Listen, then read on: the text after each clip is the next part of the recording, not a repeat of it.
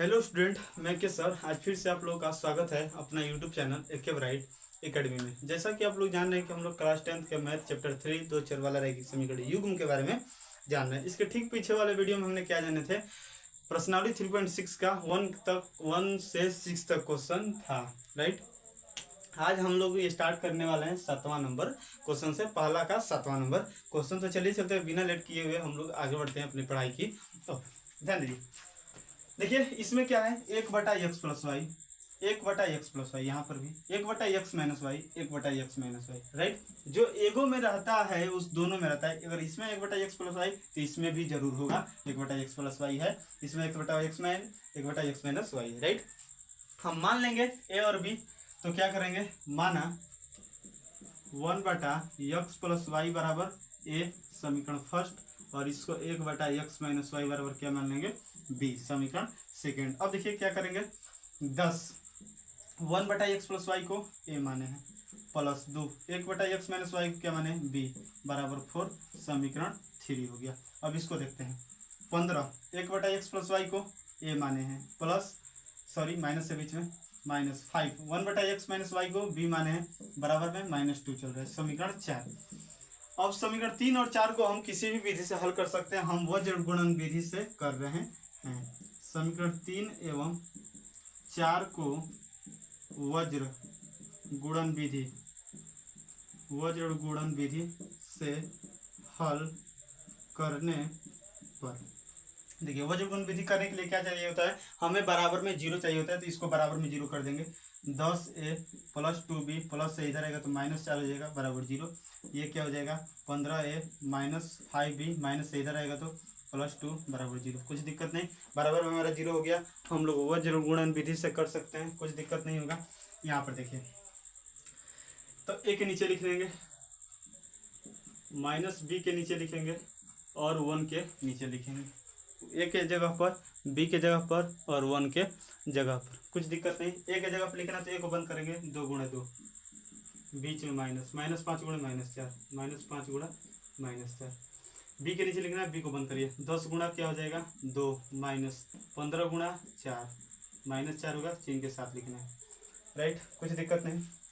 ए का नीचे लिखना है, अचर पद को बंद करिए, 10 × -5, बीच में माइनस 15 × 2, 15 × 2, कुछ दिक्कत नहीं। अब देखिए यहाँ पर हम लोग क्या करते हैं, ए के नीचे क्या हो जाएगा, 2 दूना के 4 हो जाएगा, माइनस प्लस 15 चौके क्या हो जाएगा, 20, बराबर -20/10 दूना के 20 हो जाएगा, माइनस प्लस 15 चौके 60 हो जाएगा, 1/10 बचे 50 -50 माइनस 15 दूना के 20, ये क्या हो जाएगा, -16 -20/60 20 80 हो जाएगा। इसके नीचे -80, दोनों माइनस में माइनस का चिन्ह देकर जोड़ लेंगे, कुछ दिक्कत नहीं। देखिए इसको इतना के बराबर कर लेंगे, a/-16 को 1/-80 के बराबर, माइनस में माइनस खत्म, 16 5 क्या 80, a बराबर क्या हो गया, 1/5, राइट। कुछ दिक्कत नहीं। -b/80 को किसके बराबर कर लेंगे, 1/-80 के, इसको इतने के बराबर कर लेंगे, माइनस से माइनस खत्म हो गया, 80 ले 80, 1 बार में b बराबर कितना, 1। हमें a और b का मान नहीं चाहिए, हमें x और y का मान चाहिए, तो a का मान इसमें रख देंगे, b का मान इसमें रख देंगे। देखिएगा क्या लिख देंगे, a का मान समीकरण फर्स्ट में रखिए, 1/x प्लस वाई बराबर a के जगह पर क्या रखना है, 1/5, गुणा कीजिए तिरछा तिरछी, x प्लस वाई बराबर क्या आ जाएगा, 5। समीकरण क्या मान लेंगे, कितने तक हुआ है, 4 तक, 5 मान लिए इसको। अब देखिएगा इसको क्या लेकर चलते हैं, b का मान समीकरण 2 में रख देंगे, b का मान समीकरण 2 में रखिए, 1/x माइनस वाई है, बराबर b के जगह पर 1 रख देना है, बटा हम कुछ नहीं तो 1 अपने से देख सकते हैं, x माइनस वाई बराबर क्या हो गया, 1। समीकरण 6, समीकरण 5 और 6 को आप किसी भी विधि से हल कर लीजिए, मेरा आंसर आ जाएगा। लेकिन विलोपन विधि से करेंगे तो ईजी होगा, ये plus y minus y cut जाएगा, तो कर देंगे हम लोग समीकरण 5 एवं 6 को विलोपन विधि से हल करने पर, विलोपन विधि से दिख रहा है इतना तक। देखिए 5 हमारा क्या है, x प्लस वाई बराबर 5, ये क्या है, x माइनस वाई बराबर 1 है, राइट। कट जाएगा x y 2x हो जाएगा, 5 एक 6, 2 3 कितना हो गया 6, x बराबर 3। x का मान समीकरण 5 में रख दीजिए या 6 में, हमारा y का मान निकल जाएगा। x का मान समीकरण हम 6 में रख दे रहे हैं, 6 में, किस में 6 में। 6 में हमारा क्या है, x माइनस वाई बराबर 1, x की जगह पर 3 माइनस वाई बराबर 1, 1 इधर आएगा तो माइनस में हो जाएगा, ये माइनस वाई इधर जाएगा तो प्लस, 3 में 1 गया 2, y का वैल्यू कितना आया 2, मतलब x का वैल्यू 3, y का वैल्यू 2, कुछ दिक्कत नहीं। अब हम लोग करते हैं पहला का 8वां नंबर क्वेश्चन, राइट। तो चलिए हम पहला का 8वां नंबर क्वेश्चन से स्टार्ट करते हैं। देखिए इसमें 1/3x plus Y 1/3x plus y है, इन 1/3x minus y 1/3x minus y, मतलब नीचे से हम लोग को x और y को हटा देना होता है, गुणा में कैसे भी करके कर देना होता है, राइट। तो इसमें कर देंगे, माना 1/3x प्लस वाई बराबर हम क्या कर लेंगे, a मान लेंगे समीकरण फर्स्ट। अब क्या था दूसरा, 3x माइनस वाई बराबर क्या था b, क्या हो जाएगा समीकरण सेकंड, कुछ दिक्कत नहीं। अब ये करते हैं 1/3x माइनस वाई को क्या प्लस वाई को क्या माने a माने a, plus 1/3x minus y को b बराबर 3/4 हो जाएगा। ये 4 भाग है, इधर आएगा तो गुणा में हो जाएगा, मतलब दोनों के साथ इस तरह हमारा हो जाएगा, क्या हो जाएगा 4a प्लस 4b बराबर 3, समीकरण क्या हो जाएगा 3। उसी तरह इसको हल करिए, 1/3x प्लस वाई को a माने हैं, बाटा में हमारा क्या है 2 चल रहा है, माइनस 1/3x माइनस वाई को b माने हैं, बाटा में हमारा क्या चल रहा है 2 चल रहा है, बराबर -1/8, 2 एलसीएम हो जाएगा, a माइनस b हो जाएगा बराबर -1/8, 2 चौके 8 हो जाएगा, 4 का गुणा इसके साथ हम लोग कर देंगे, 4a माइनस b बराबर -1, तो क्या हो जाएगा 4a माइनस 4b बराबर -1, समीकरण 4। यहाँ तक आप लोग को दिख रहा है, देखिए हो गया। अब बताइए समीकरण 3 और 4 को किसी भी विधि से हल कर दें, लेकिन विलोपन विधि से करेंगे तो हम लोग को बहुत ईजी होगा। कैसे होगा, ये 4b प्लस है -4b है, कट जाएगा, कुछ दिक्कत नहीं, कुछ भी दिमाग ज़्यादा नहीं लगाना होगा। तो कर देंगे समीकरण 3 एवं 4 को विलोपन विधि से हल करने पर आप लोग लिख लीजिएगा। देखिए 4a प्लस 4b बराबर 3 है, यहाँ पर 4a माइनस 4b बराबर क्या है -1 है, कुछ दिक्कत नहीं। देखिए -4b प्लस 4b कट गया, 4 4 8a हो जाएगा, ये कितना घटेगा तो 2 हो जाएगा, a बराबर 2/8, गुणा में तो भागा हो जाएगा, 2 चौके क्या हो जाएगा 8, a का वैल्यू कितना आया 1/4, a का मान आप किसी भी समीकरण में रख दीजिए 3 या 4 में तो मान मिल जाएगा। a का मान समीकरण किस में रख देते हैं 4 में रख देते हैं, 4 में, तो 4a एक की जगह पर 1/4 रखना है, -4b बराबर -1, 4 से 4 कट गया, 1 -4b बराबर -1, माइनस इधर आएगा तो +1 हो जाएगा, ये -4b इधर जाएगा तो +4b हो जाएगा, 1 1 2 हो जाएगा 4b, ये गुणा इधर आएगा तो भागा में हो जाएगा बराबर b, 2 दूना के 4 हो जाएगा। b का वैल्यू कितना हमें मिला, यहाँ पर लिख देते हैं, b का वैल्यू 1/2 मिला हमें। a और b का मान नहीं चाहिए, दिख रहा है यहाँ तक ले, a और b का मान हमें नहीं चाहिए, x और y का मान चाहिए। इसमें a का मान रख देंगे, इसमें b का मान रख देंगे, तो हमारा x और y का मान मतलब समीकरण बनेगा, उस समीकरण का हम लोग हल कर देंगे तो आंसर आ जाएगा, राइट। तो यहाँ पर देखिए हम लोग क्या करते हैं, देखिए a का मान समीकरण फर्स्ट में रखिए, 1 क्या हो गया 3x प्लस वाई बराबर a है, a की जगह पर 1/4 रखना है, तीसरा तीसरी गुणा होगा, 3x प्लस वाई बराबर क्या हो जाएगा 4, ये समीकरण हमारा बन गया, कितना बन गया 4 तक बना था, 5 मान लेते हैं। अब यहाँ पर कर लेते हैं b का मान समीकरण सेकेंड में रखने पर 1 क्या हो जाएगा 3x माइनस वाई बराबर b की जगह पर 1/2 रखना है, तीसरा तीसरी गुणा कर दिए, 3x माइनस वाई बराबर 2 हो जाएगा, समीकरण 6। समीकरण 5 और 6 को आप किसी भी विधि से हल कर सकते हैं, लेकिन हम विलोपन विधि से करें तो बहुत ईजी होगा। 5 और 6 को जोड़ेंगे, ये plus y minus y cut जाएगा, तो लिख देंगे समीकरण 5 एवं 6 को विलोपन विधि से हल करने को लिख लीजिएगा।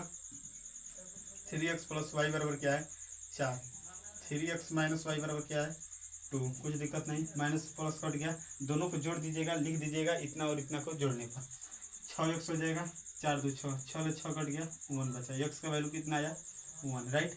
यक्स का वैल्यू आप रख दीजिए 5 में या 6 में, मान समीकरण 6 में रखने पर, 6 में रखिएगा तो हमारा क्या बन जाएगा, 6 क्या है 3, यक्स माइनस वाई बराबर 2, 3 गुणा यक्स के जगह पर 1 माइनस वाई बराबर 2, 3 हो जाएगा, ये प्लस से इधर आएगा तो -2 हो जाएगा, ये माइनस इधर जाएगा तो प्लस हो जाएगा, 3 में 2 गया 1, वाई बराबर कितना आया 1, यक्स की वैल्यू भी 1, वाई का वैल्यू भी 1। इतना कॉम्पिटिटिव क्वेश्चन हम लोग का था जो हमारा बहुत इजी आंसर आया, यक्स का वैल्यू 1 और वाई का वैल्यू 1, कुछ दिक्कत नहीं।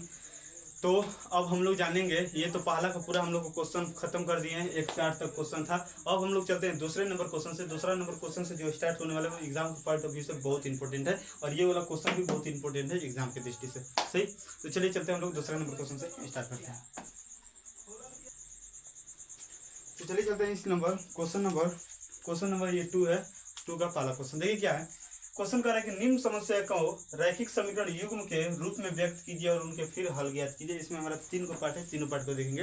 देखिए पहला क्वेश्चन है, ऋतु धारा के अनुकूल 2 घंटे में 20 किलोमीटर तैर सकती है और धारा के प्रतिकूल 2 घंटे में 4 किलोमीटर तैर सकती है, उसकी स्थिर जल में चाल तथा धारा की चाल ज्ञात करें। क्वेश्चन बनाने का बस हम एक ही फंड आप लोग को बताएं, जो भी क्वेश्चन में पूछा है उसको सबसे पहले को यक्स मान लीजिए और दूसरे को वाई। ऐसा क्वेश्चन हम आप लोग को उदाहरण में भी करा चुके हैं, तो बहुत इजी लगेगा समझने में। तो हमें पूछा गया है स्थिर जल में चाल और धारा की चाल। तो स्थिर जल में चाल हम मान लेंगे यक्स मान लेंगे और धारा की चाल को क्या मान लेंगे, वाई। मतलब मेरा पहला प्रोसेस यही रहेगा। तो चलिए मान लेते हैं कि माना स्थिर जल में चाल यक्स किलोमीटर प्रति घंटा है तथा धारा की चाल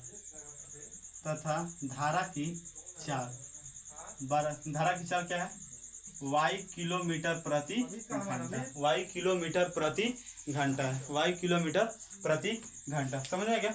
अब इसके हम आप लोग बढ़ते हैं, अनुकूल और प्रतिकूल का मतलब हम लोग को बता चुके, पहले ही उदाहरण में ही बताए थे, समझिएगा। मान लेते हैं ये कोई हमारा नदी है, ये कोई नदी है, राइट, और दूसरा नदी यहाँ पर हमारा ये है। रुकिए 1 मिनट, देखिएगा इधर हम आप लोग को अच्छे से समझा दे रहे हैं। देखिए ये मान लेते हैं कोई नदी है, ये कोई हमारा नदी है, राइट, नदी है। नदी में मान लेते हैं कोई आदमी ये तैर रहा है, कोई आदमी ये क्या है, तैर रहा है। 2 आदमी मान लेते हैं, सॉरी, जो कौन तैर रही है, ऋतु जो तैर रही है, क्या तैर रही है, ऋतु तैर रही है। मतलब क्या कर रहा है, अनुकूल और प्रतिकूल कहने का मतलब हम आप लोग को एक बार और समझा दे रहे हैं, समझिएगा। देखिए समझिएगा, प्रतिकूल कहने का मतलब और अनुकूल कहने का मतलब समझिएगा। मान लेते हैं धारा इधर हमारा बह रहा है, नदी की धारा इधर है, नदी की धारा इधर है, और ये जो ऋतु नाम की कोई लड़की है इधर मान लेते हैं तैर रही है, इधर धारा इधर बह रहा है, और हमारा जो धारा के विपरीत दिशा में ये हमारा ऋतु नाव में क्या, सॉरी, ये नदी में तैर रही है। मतलब धारा के उल्टा दिशा में तैरना हमारा क्या कहलाता है, प्रतिकूल कहलाता है। धारा हमारा इधर बह रहा है, ये ऋतु इधर तैर रही है, मतलब ये जो कंडीशन हुआ किसका हुआ, प्रतिकूल का। किसका कंडीशन, प्रतिकूल का, राइट। अब यहीं पर एक हम और बता देते हैं, ये एक और हम नदी को ले लेते हैं, ये मान लेते हैं एक और नदी है, समझिएगा, हो गया। यहाँ पर मान लेते हैं एक वही लड़की है, ऋतु नाम की कोई लड़की है जो नदी में क्या कर रही है, तैर रही है। हम मान लेते हैं धारा, ये नदी की धारा इधर बह रही है, नदी की धारा इधर बह रही है, और नदी के धारा के दिशा में ही क्या ये लड़की भी क्या कर रही है, तैर रही है। नदी के धारा के दिशा में ही ये लड़की भी तैर रही है। तो यह स्थिति जो बनती है, किसका स्थिति बनती है, अनुकूल की बनती है। धारा की दिशा भी इधर, ये, और जो हर लड़की तैर रही है भी इधर, मतलब धारा भी इधर बह रहा है और तैरा भी इधर ही जा रहा है। तो ये जो कंडीशन होता है किसका होता है, अनुकूल का होता है। क्या होता है, अनुकूल का होता है, राइट। अब इसमें हम मान लेते हैं कि ये हमारा जो है, जो इसमें जो प्रतिकूल की स्थिति है, धारा इधर बह रही है, ये लड़की इधर तैर रही है, मतलब प्रतिकूल का जो स्थिति है, मान लेते हैं धारा जो बह रही है, नदी के धारा x किलोमीटर मान लेते हैं, x किलोमीटर प्रति घंटा। ये जो लड़की तैर रही है y किलोमीटर प्रति घंटा से तैर रही है, y किलोमीटर प्रति घंटा से क्या कर रही है, तैर रही है। तो जब यहाँ पर कंडीशन बनता है x माइनस वाई का बनता है, कौन सा, x माइनस वाई किलोमीटर प्रति घंटा, किलोमीटर प्रति घंटा, राइट। ये जो अनुकूल का जो स्थिति बनता है x प्लस वाई किलोमीटर प्रति घंटा, x प्लस वाई किलोमीटर प्रति घंटा, समझ आ गया। तो अनुकूल का मतलब समझ में आ गया। अनुकूल मतलब धारा की दिशा और ये लड़की द्वारा तैरी गई जो दिशा होती है दोनों बराबर होती है, और उस समय जो होगा।